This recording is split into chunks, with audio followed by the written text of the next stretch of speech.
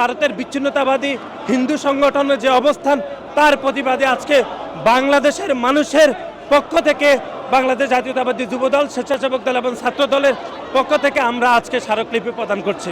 বাংলাদেশ যে একটি অসাম্প্রদায়িক রাষ্ট্রের চেতনায় আমরা উদ্বুদ্ধ, সেই বার্তাটি আমরা ভারতের এই বিচ্ছিন্নতাবাদী সংগঠনগুলোকে এবং ভারতের সরকারকে আমরা বার্তা দিতে চাই। আপনারা দেখেছেন যে 2024 সালের 5 আগস্ট ছাত্র জনতার গণঅভ্যুত্থানের পরে বাংলাদেশের বিপক্ষে ভারতীয় সরকার এবং বিশেষ করে ভারতের হিন্দুত্ববাদী সংগঠনের বিচ্ছিন্নতাবাদী কিছু উচ্ছৃঙ্খল নেতাকর্মীরা বাংলাদেশের দূতাবাসে, বিশেষ করে গত 2 ডিসেম্বর বাংলাদেশ সরকারি দূতাবাস আগরতলাতে যেটি অবস্থিত, সেখানে ভাঙচুর চালিয়েছে।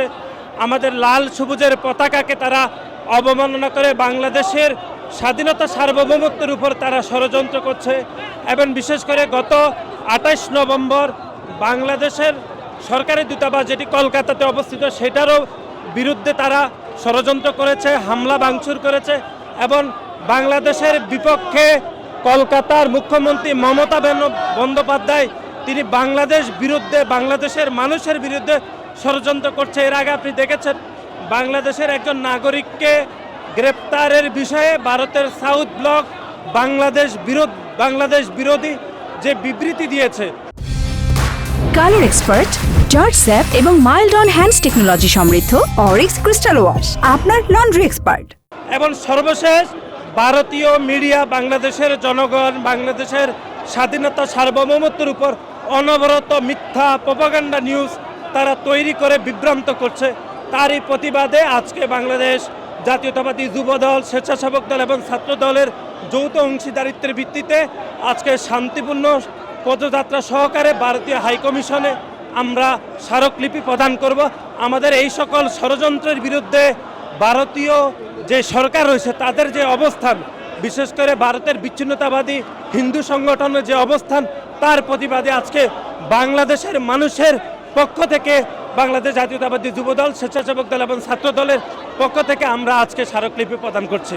আমরা বাংলাদেশের জনগণের পক্ষ থেকে প্রতিবাদের যতগুলো ধরন রয়েছে ততগুলো প্রতিবাদের ধরনের মাধ্যমে আমরা বাংলাদেশের মানুষের পক্ষে ভারতের যে ষড়যন্ত্র চলছে তার প্রতিবাদ আমরা করছি। আজকে আমরা পদযাত্রা সহকারে আজকে আমরা স্মারকলিপি দিচ্ছি।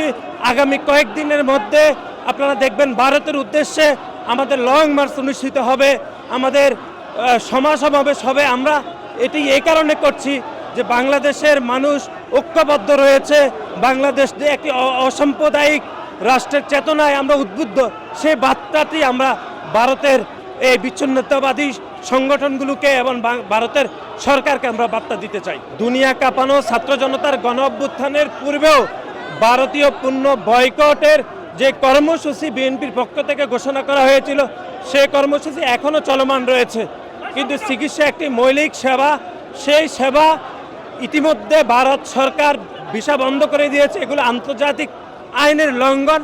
এটি আমরা মনে করছি যে চিকিৎসা সেবার মতো একটি মানবিক এবং যে বিষয়টি ভারত সরকার বন্ধ করে দিয়েছে সেটি বাংলাদেশের বিপক্ষে ভারতের বিচ্ছিন্নতাকামী সংগঠনের যে অবস্থান সেটির আমরা তীব্র নিন্দা জানাচ্ছি।